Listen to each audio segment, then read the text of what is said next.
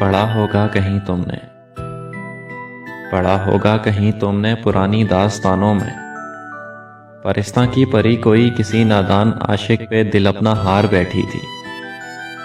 परी जब मुस्कुराती थी तो मुंह से फूल झड़ते थे, वो नादा फूल चुनता था मगर फिर बेच आता था। न तुम कोई परी हो और न मैं हूं एक शहजादा, मगर ये जान लो कि जब कभी तुम मुस्कुराती हो तो फिर मैं फूल चुनता हूं, मोहब्बत के, इबादत के, हकीकत के, तयक्कन के। मोहब्बत की कसम हर शय मुझे फूलों सी लगती है।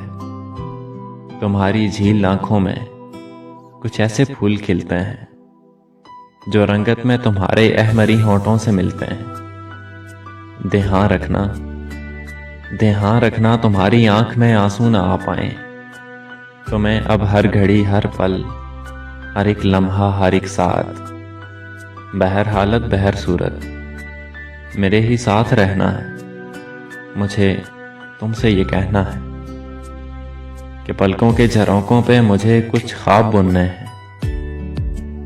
तुम्हें बस मुस्कुराना है कि मुझको फूल चुनना है, कि मुझको फूल चुनना है।